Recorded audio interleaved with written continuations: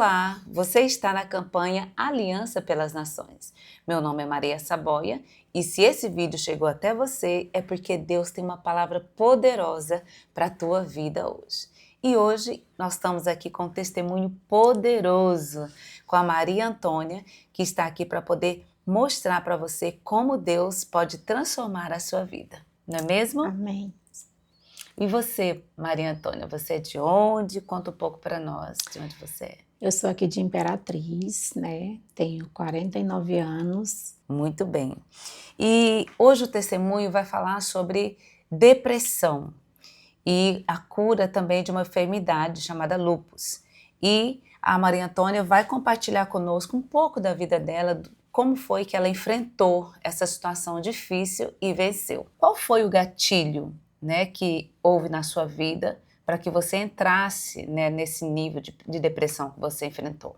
Foi quando meu irmão mais velho se matou. E aí a minha mãe, ela não tinha mais vida, ela só pedia para morrer. E aí 7 anos após que ele se matou, minha mãe, ela deu um AVC, um derrame, e veio a óbito, né? E minha mãe, ela era minha mão direita. Ela me ajudava muito, né? Porque eu fui diagnosticada com uma doença chamada lúpus e ela se preocupava muito comigo. Então, assim, após ela falecer, eu entrei nesse estado, né, de tristeza, de não querer mais viver. Eu culpava muito meu irmão pela morte da minha mãe, porque eu sempre questionava por que que minha mãe morreu por um, sendo que ela tinha mais 10 para cuidar, né? Que nós somos 11 irmãos. E daí então começou a sua tristeza. Começou a tristeza, começou o desânimo, começou eu não ter mais vontade para viver. Eu mesmo com a filha pequena, eu não tinha mais vontade para viver. Cheguei a escrever cartas, me despedindo da minha filha, do meu filho, do meu esposo, do meu pai, pedindo perdão, que eu ia tirar minha própria vida, né? Uau. E aí, um certo dia, meu esposo abriu o guarda-roupa e encontrou essas cartas lá dentro. E aí ele perguntou o que estava acontecendo. E aí eu falei para ele, né, o estado. Eu também fui afastada do trabalho no período. Meu cabelo já havia caído todo, fiquei com alopecia na cabeça toda. Eu usava bonés, eu nunca aceitei usar foi lenço. Porque no meu pensamento, quem usava lenço é pessoas que tinham câncer. Naquele tempo, tinha muitas pessoas que tinham câncer e usavam lenço. Sim. Então, no meu psicológico, se eu usasse um lenço, as pessoas iam imaginar que eu estaria com câncer. Ainda com diagnóstico de lúpus. Entendi. Eu fui diagnosticada de lúpus. Passei 24 anos lidando com lúpus. E aí a depressão veio junto com a morte da minha mãe. Uau, aí seu cabelo caiu por causa da depressão? Por conta da depressão, né? Uau. Por conta da depressão.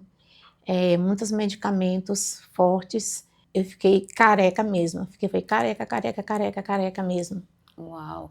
E como foi assim a reação das pessoas de compreender você? Como que você falava com as pessoas que você não estava bem, estava em depressão? Elas acreditavam ou não? Como foi esse processo? Foi um processo muito doloroso, porque uma vez você dizer que está com depressão, as pessoas sempre dizem, isso é frescura, isso não existe. E muitas pessoas perguntavam, questionavam, por que tu tá usando touca, por que tu tá usando boné? E eu nunca falava a verdade. Eu dizia, às vezes eu dizia, não é porque eu tô fazendo um tratamento no cabelo, ou às vezes eu simplesmente saía da roda de conversa e ia me trancar dentro do quarto, eu não queria falar mais com ninguém. E aí foi todo um processo assim de negatividade para mim, né? Porque no momento que eu estava mais precisando de ajuda, era um momento onde eu era mais criticada, né? E as pessoas não aceitavam, né? Que eu estava com aquele sintoma. Entendi. Né? Então, assim, foi muito difícil mesmo. E como foi que você percebeu que precisava de uma ajuda mais aprofundada, de um terapeuta para poder estar lhe ajudando? No decorrer do tempo, eu comecei a ficar me isolada dentro de casa. Quando meu esposo ia para o trabalho, eu pedi à minha filha que fechasse a casa todinha e que se chegasse alguém em casa, era para ela dizer que eu não estava.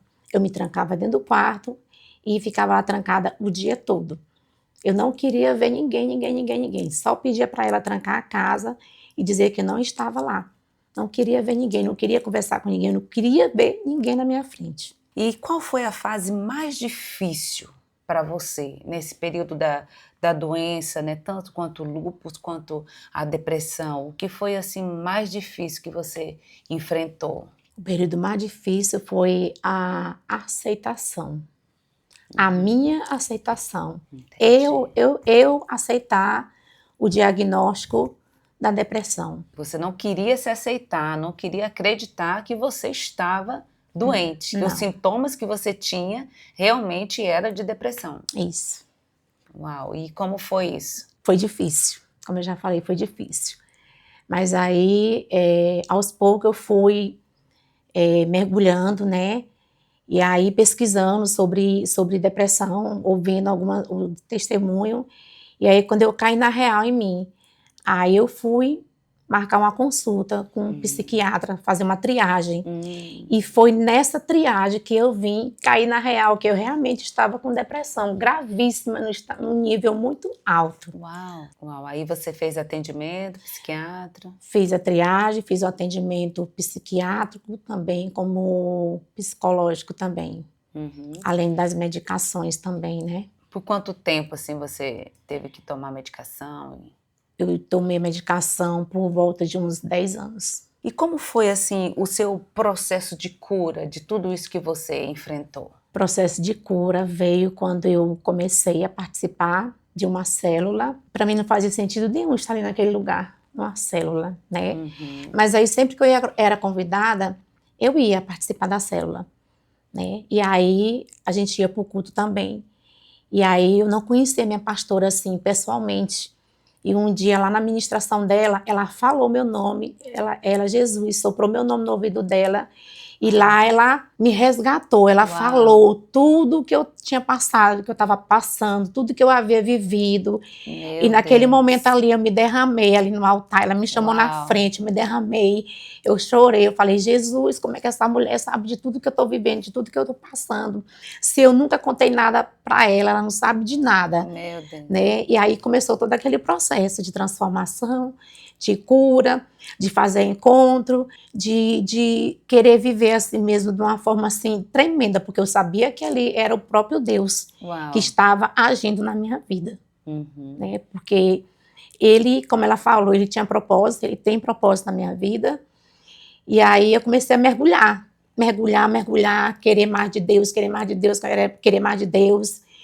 E hoje, para honra e glória do Senhor, eu sou assim, testemunha para a vida de outras pessoas, né, que não acreditam que a depressão ela existe, porque a depressão existe.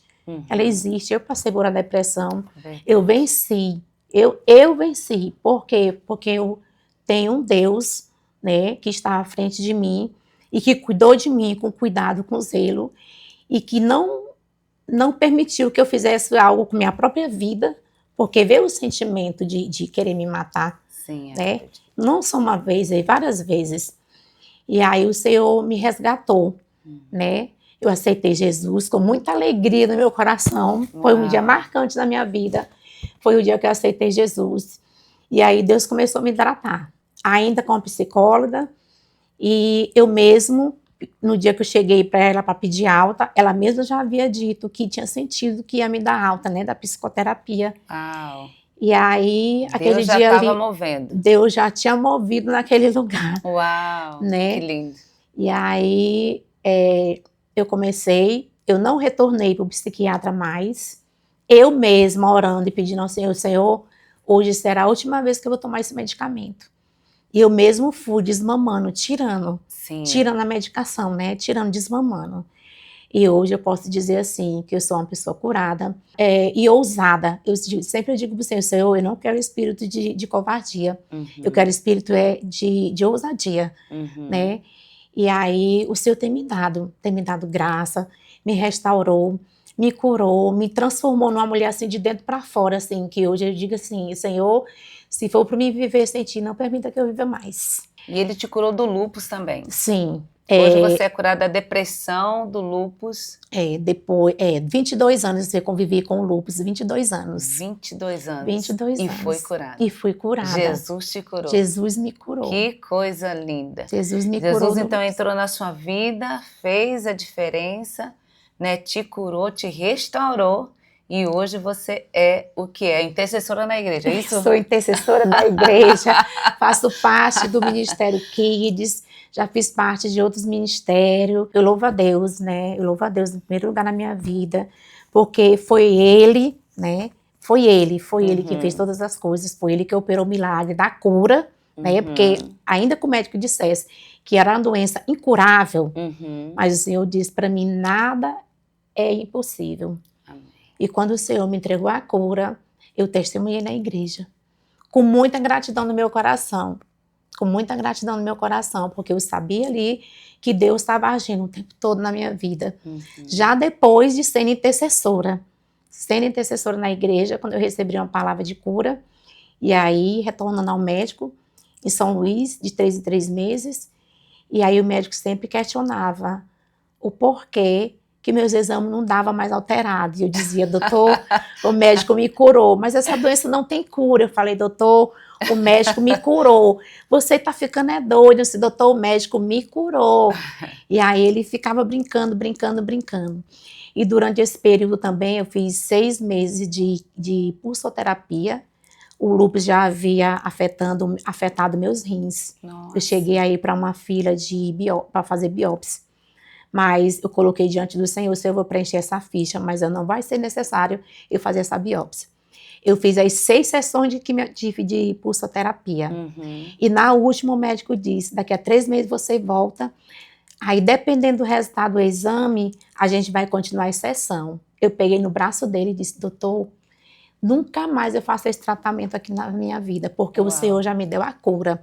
Eu fiquei aqui até o final, para provar e para mostrar, para mostrar que eu sirvo um Deus, né? E Glória assim Deus tem feito na minha vida até hoje. Que coisa linda. Maria Antônia, fala para mim um pouquinho do processo quando você perdeu a sua mãe, como que você se sentiu? Quem estava com você para poder lhe auxiliar? Ou se você se sentiu completamente perdido, como foi esse processo? Foi um processo muito doloroso. Eu tinha ficado 3 anos sem ver minha mãe. E aí, quando a minha filha completou 1 ano, eu fui lá, né? Eu passei uma semana com ela. Quando foi na segunda-feira que a gente veio embora pela manhã, eu lembro que a minha filha pegou assim minha mãe e abraçou bem forte, como se fosse uma despedida. E foi uma despedida, porque eu cheguei aqui em Imperatriz na segunda-feira. Quando fui na quarta-feira, às 5 horas da manhã, eu recebi uma ligação que minha mãe tinha dado um AVC. Aí minha irmã disse assim, não, tu fica e eu vou, que tu acabou de chegar. E minha irmã foi. E aí internaram minha mãe na UTI, e aí ficou para levar ela para São Luís, na sexta, quando minha irmã chegou lá às 5 da manhã, minha mãe já havia falecido. E aí eu não fiquei mais em mim, eu saí de mim, porque assim, minha mãe era assim, meu porto seguro, era preocupada comigo, era a pessoa assim que eu podia contar por tudo assim no mundo, assim, né, era minha mãe. E aí foi um processo doloroso, né, mas aí quando Jesus começou a operar na minha vida, eu vim entender que ninguém tem culpa de nada, da morte de ninguém, que tudo tem seu tempo, né? Que todo mundo tem seu tempo. E aí eu comecei, eu não sei se vale, mas assim, eu comecei a liberar perdão na vida do meu irmão, pedir perdão para minha mãe também. E aí foi assim, né? Esse processo doloroso por conta que eu perdi a minha mãe com 57 anos de idade. Minha mãe era nova, né? Mas ela não tinha mais vida, ela não tinha mais vontade de morrer. Eu creio e tenho certeza que minha mãe morreu por conta da depressão. Ela não teve apoio, ela não teve ajuda, né? E aí ela só queria morrer, eu só pedia para morrer, só falava em morrer, que não tinha mais vontade de morrer. A minha mãe não sorria mais. Ela não sorria mais, ela só pedia para morrer. E eu dizia, mãe, a senhora tem 10 filhos e a senhora quer morrer por conta de um, sendo que a senhora ainda tem mais 10 para cuidar. E aí, para ela, aquilo ali não fazia sentido nenhum. A dor, né? A dor da perda. Ela sempre dizia que ela não estava preparada para perder outro filho. Muito bem. Sua história é muito linda, muito comovente. E eu tenho certeza, né, que essa história tocou a sua vida. E eu sei que assim como Deus fez na vida da Maria Antônia, Ele vai fazer também na sua. Existe um Deus que está esperando por você. Basta você dizer o sim para Ele. Eu tenho certeza que o líder da célula que mandou esse vídeo para você, que foi numa igreja e está esperando você entrar em contato com ele. Por isso, vá lá, faça o contato e participe daquilo que Deus tem para a tua vida.